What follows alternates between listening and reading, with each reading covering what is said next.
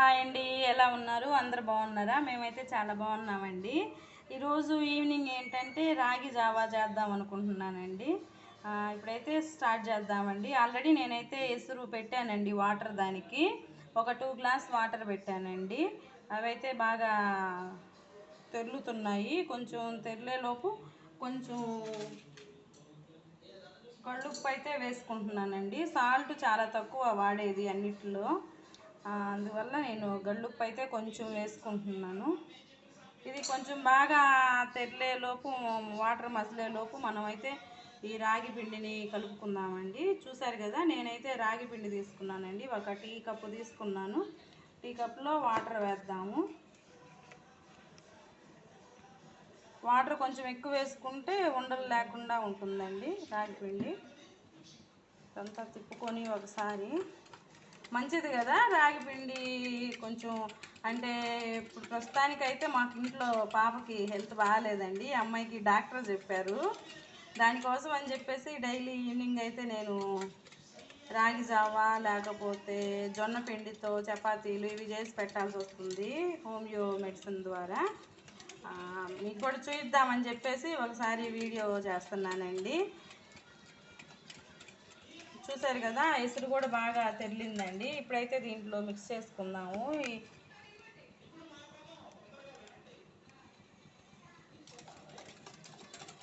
ఏదన్నా కొన్ని చిన్న చిన్న మిస్టేక్స్ ఉంటే వాటిని మీరు రెక్టిఫై చెయ్యండి.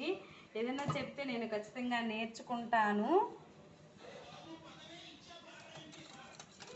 చూసారు కదా, ఇదైతే బాగా మనం మిక్స్ చేసుకొని వాటర్ దీంట్లో కలుపుకుందామండి.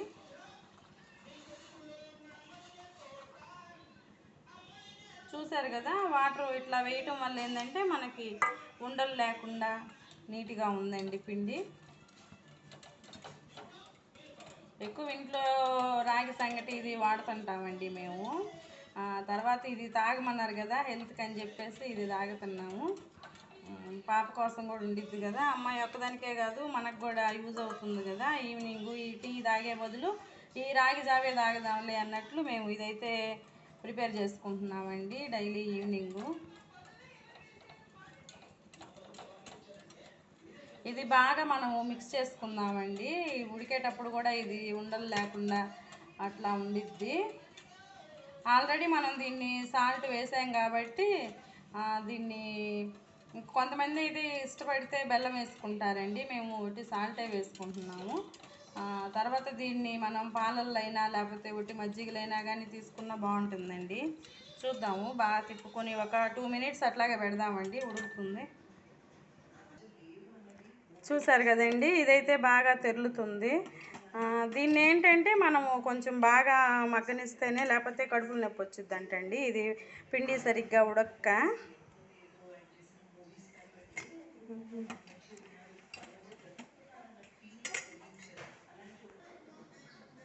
చూసారు కదండి, ఇదైతే బాగా దగ్గరకు వచ్చింది.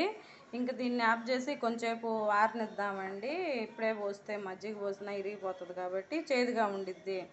ఒక 2 మినిట్స్ వెయిట్ చేద్దామండి ఆపేసి.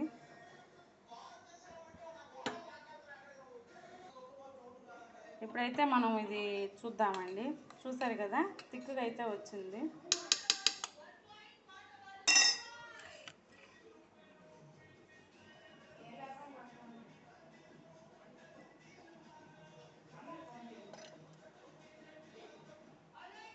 నేనైతే ఇట్లాగే చేస్తానండి. మీరు ఎలా చేస్తారో నాకు కామెంట్ చేయండి. నేను కూడా అట్లాగే ట్రై చేస్తాను. నెక్స్ట్ వచ్చేసి దీంట్లో కొంచెం మనం మజ్జిగ కలుపుకుందామండి. పాలైనా మజ్జిగైనా కలపచ్చు. కాకపోతే మనము ఈ అమ్మాయి పాలు ఇష్టంగా తాగట్లేదండి, అందుకని చెప్పేసి మిల్క్ వద్దని చెప్పి నేనైతే మజ్జిగ పోస్తున్నాను.